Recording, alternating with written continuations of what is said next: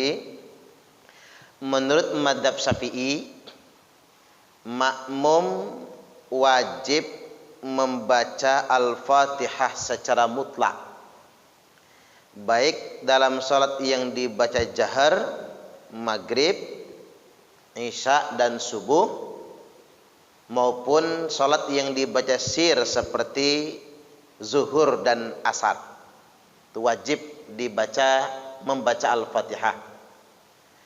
Sedangkan menurut pendapat Imam Hanafi, makmum tidak wajib membaca Al-Fatihah secara mutlak, baik salat jahar maupun salat yang sir.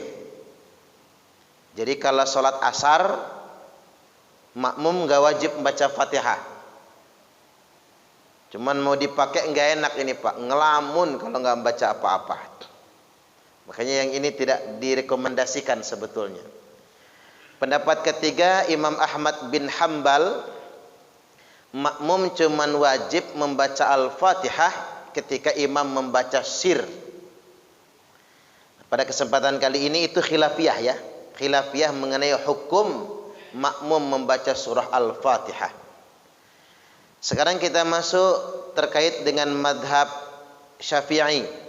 Makmum wajib membaca Al-Fatihah secara mutlak, baik dia salat sir maupun salat yang dijaharkan.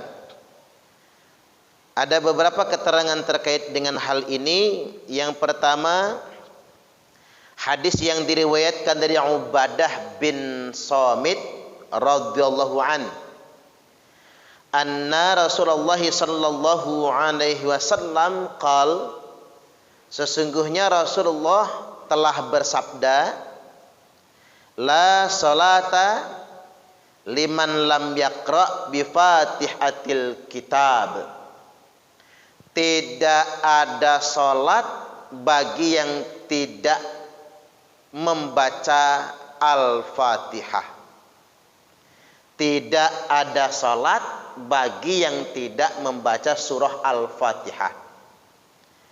Hadis ini hadis sahih Al-Bukhari, nomor hadis 756, Sahih Muslim 394.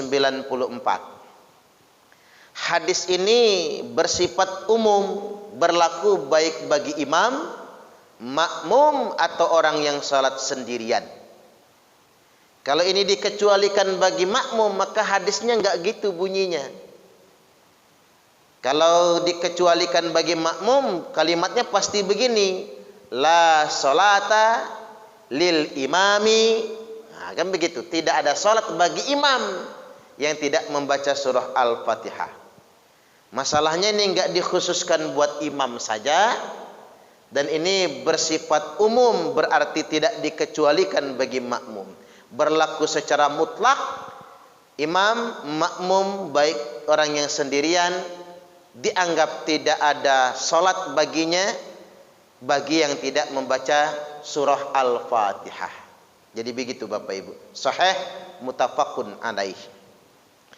Imam Nawawi dalam kitab Syarah Sahih Muslim mengemukakan terkait dengan firman Allah, la salata liman terkait dengan sabda Nabi, la salata liman lam yaqra bi Fatihatil kitab, fihi dalil li madhhab Syafi'i.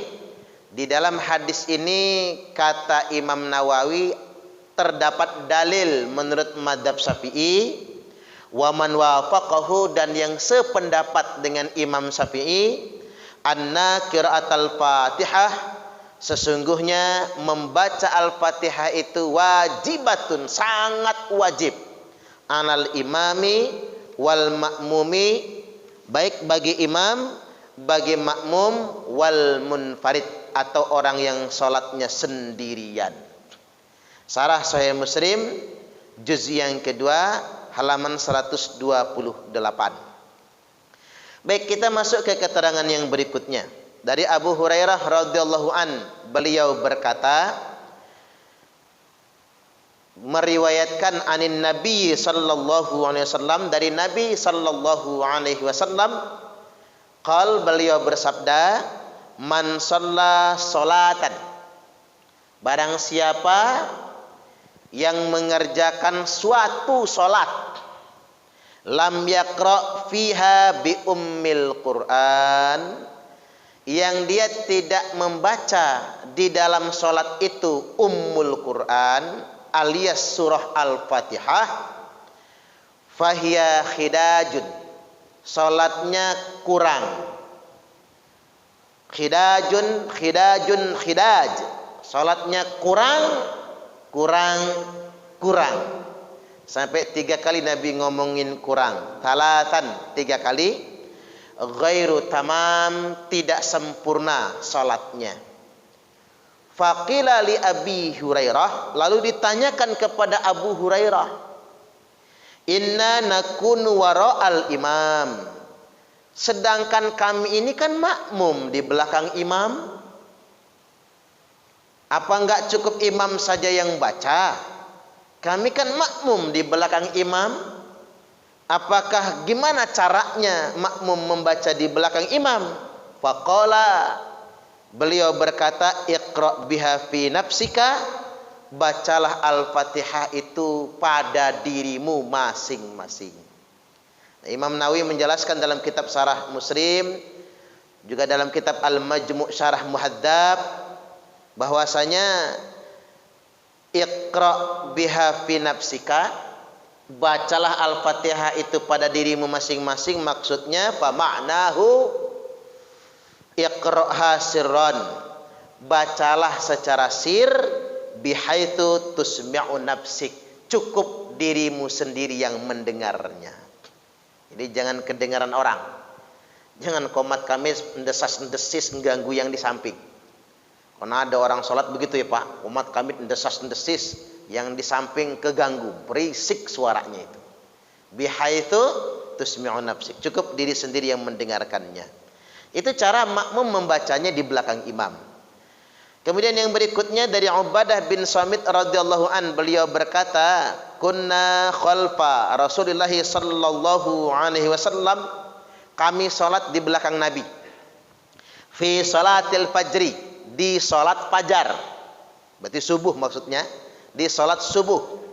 Faqara'a Rasulullah sallallahu alaihi wasallam fataqulat alaihil qiraah. Rasul membaca, dan dibaca oleh beliau itu panjang.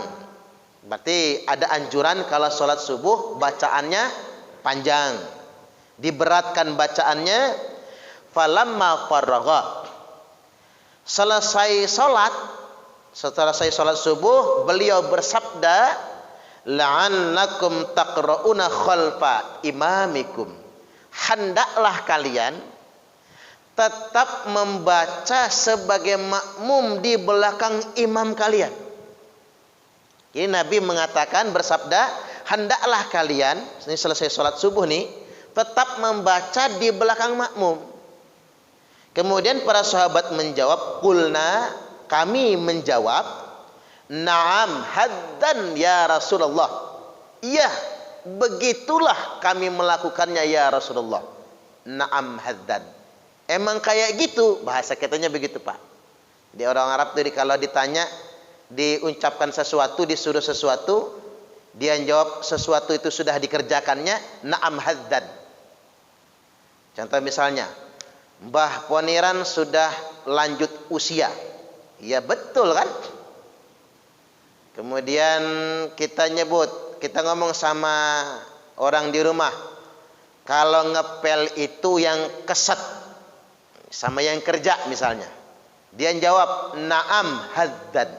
Ya, begitulah yang sudah aku kerjakan. Itu maksudnya, na'am haddan. Jadi kita mengiyakannya itu bukan akan dikerjakan, tapi mengiyakannya itu karena memang sudah begitulah mengerjakannya. La'allakum taqra'una khalfa imamikum, hendaklah kalian, kata Nabi, sebagai makmum tetap membaca di belakang imam. Para sahabat menjawab, na'am haddan ya Rasulullah, iya emang kayak gitu kami mengerjakannya ya Rasulullah. Lalu Nabi menambahkan, kata Nabi, la taf'alu illa bi fatihatil kitab, kalian tidak perlu mengerjakan bacaan yang lain kecuali surah Al-Fatihah. Jadi ada pengkhususan. Ini ada bahasanya begini Pak. Satu, ini sholat subuh. Sholat subuh itu kan sholat jahar. Berarti walaupun imam menjaharkan bacaan Al-Fatihah, tidak menggugurkan kewajiban makmum membaca Al-Fatihah. Itu yang pertama pelajarannya. Itu sholat jahar soalnya. Yang kedua, ada pelajarannya. Berarti makmum hanya mesti baca Fatihah. Tidak perlu membaca surah yang lainnya. La taf'alu illa bi Fatihatil kitab. Tak perlu membaca yang lain. Cukup membaca surah Al-Fatihah saja. Fa innahu la salata liman lam yaqra biha. Karena sesungguhnya kata Nabi, tak ada salat bagi yang tidak membaca Al-Fatihah. Hadis ini hadis sahih, tercantum dalam kitab Sunan Abi Dawud, nomor hadis 823, Sunan At-Tirmidzi nomor 247, Musnad Imam Ahmad 12.924. Baik, kita lanjutkan ke hadis yang berikutnya lagi. Pada keterangan berikutnya versi Imam An-Nasa'i, riwayat Imam An-Nasa'i masih dari Ubadah bin Samit radhiyallahu an, qala, dia berkata, shalla bina Rasulullah sallallahu alaihi wasallam. Kami salat bersama Rasul. Jadi kan beliau dan para sahabat lain salat bersama Rasul. Ba'da shalawatil lati yujharu fiha bil qiraah, di salat yang separuh salatnya itu jahar bacaannya. Separuh jahar, separuh sir. Salat apa itu kira-kira Pak? Isya lah kalau separuh bener ya. Kalau maghrib cuma 3. Isya itu 2 rakaat jahar, 2 rakaatnya sir. Separuh jahar, separuh sir. Kemudian yang berikutnya faqala, selesai salat itu Nabi bersabda, selesai salat Isya, Nabi bersabda, la yaqra'anna ahadum minkum idza jahartu bil qiraah. La yaqra'anna. Oh, ini pakai nun taukid ya. La yaqra'anna. Janganlah sekali-kali membaca. Jadi karena taukid Pak, nun taukid sakilah, mesti cara nerjemahnya juga pakai taukid gitu. Jadi bukan jangan membaca, la yaqra'anna, janganlah sekali-kali membaca ahadum minkum, salah seorang di antara kalian. Idza jahartu bil qiraah, kalau aku, kata Nabi, sudah mengeraskan bacaan. Kalian jangan baca kalau aku sudah mengeraskan bacaan. Illa bi ummil Quran, kecuali surah Al-Fatihah. Ini awas Pak, kalau baca hadis ini dipotong salah nih. Jadi kalau hadis ini kita potong illa bi ummil Quran yang enggak kita baca, maka seakan-akan makmum enggak boleh baca Fatihah di belakang imam.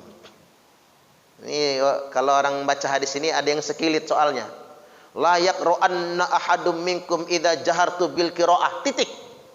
Janganlah sekali-kali di antara kalian semua membaca kalau aku sudah menjaharkan bacaan. Sampai situ aja. Ya bahaya kalau sampai situ saja. Ujung-ujungnya kita mengatakan bid'ah makmum baca Fatihah di belakang imam.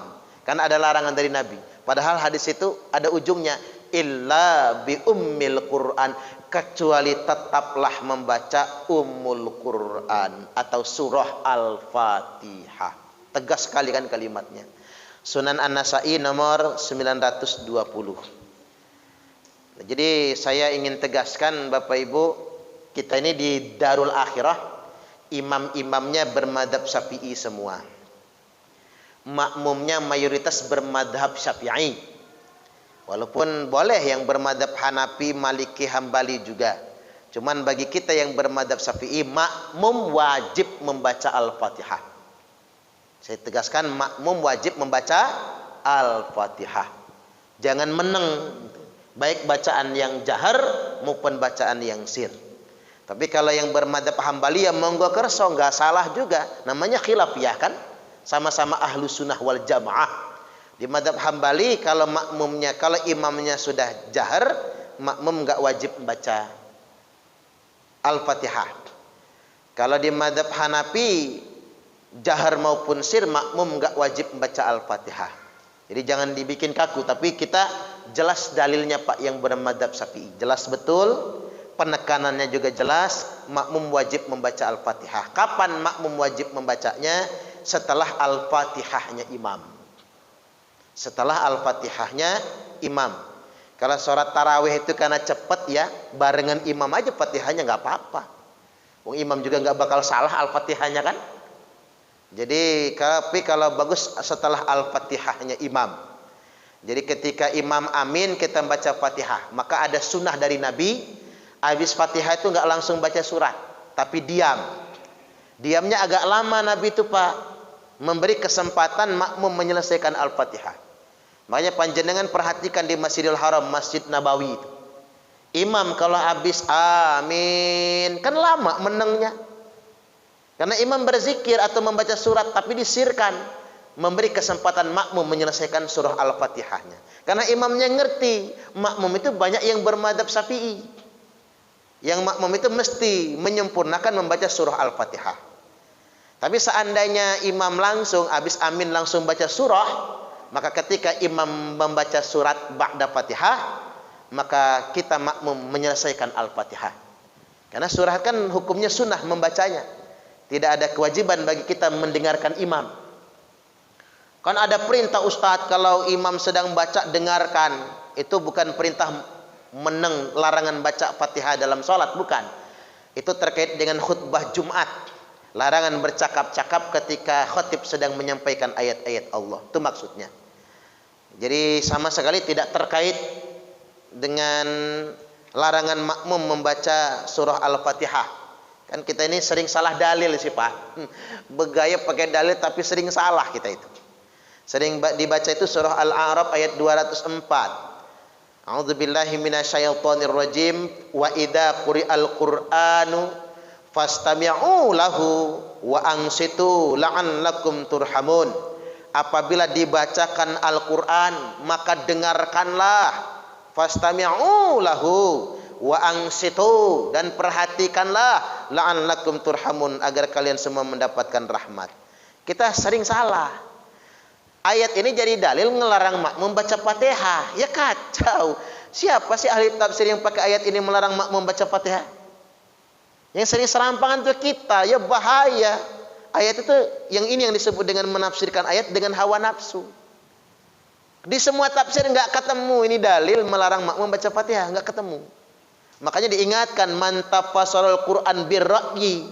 Barang siapa yang menafsirkan Al-Quran dengan akalnya sendiri, padahal dia bukan ahli tafsir. Falyatabawwa maq'adahu minan nar. Sama saja dia sudah menyiapkan kaplingan tempatnya sendiri di dalam neraka. Imam Hanafi, Imam Malik, Imam Syafi'i, Imam Hambali nggak ada yang pakai ayat itu. Ayat ini di tafsir Ibnu Katsir jelas sekali dalam di surah 204 surah Al-A'raf ayat 204 juz yang ketiga halaman 390 391 disebutkan bahwasanya ayat ini terkait dengan orang-orang yang bercakap-cakap, berbicara satu ketika Nabi sedang mengimami sholat. Kan orang Arab itu kan karena masih jahiliyah, ia baru Islam Pak, baru taslim kan, belum ngerti, dia pikir kalau berisik lagi sholat boleh gitu, belum ngerti hukum, maka turunlah ayat ini. Kalau ada yang lagi sholat jangan bercakap, ngamum di belakang kayak anak-anak ribut itu. Yang kedua, ayat ini turunkan terkait dengan Nabi yang sedang quri'ah. Kalimatnya aja quri'ah Pak, bukan qoro'ah, tapi quri'ah. Beda dong, membaca sama quri'ah dibacakan itu beda. Kalau kalimatnya quri'ah dibacakan maksudnya sedang dikhutbahkan. Ini Nabi sedang berkhutbah, ada yang ngobrol, maka turunlah ayat ini. Makanya fala yatakallam wa may yatakallam faqad laghat. Jangan bicara, barang siapa yang berbicara maka sia-sia Jumatnya. Idza qulta li sahibika angsit, ngomong saja sama teman di samping diam, fala jum'atalah, dianggap tidak ada Jumat baginya. Itu terkait dengan itu. Makanya hujan deras sekali. Masya Allah, Jemuran belum diangkat, lagi Jumatan. Kata teman di sampingnya, "Woi, nggak boleh ngomong kalau Jumatan mah." Kata yang satunya, "Kamu ngomong juga," gitu. Kata yang satunya lagi, "Saya nggak ikutan ngomong, alhamdulillah."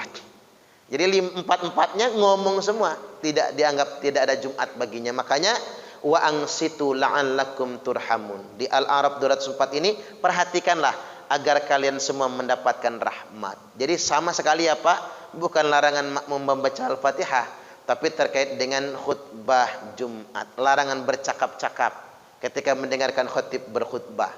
Makanya perempuan tidak wajib Bu sholat Jumat. Karena kalau perempuan sholat Jumat takutnya ngerumpi nantinya sambil mendengarkan khatib berkhutbah. Kalau Idul Fitri masih nggak apa-apa, khutbahnya habis sholat, berarti sunnah khutbah itu.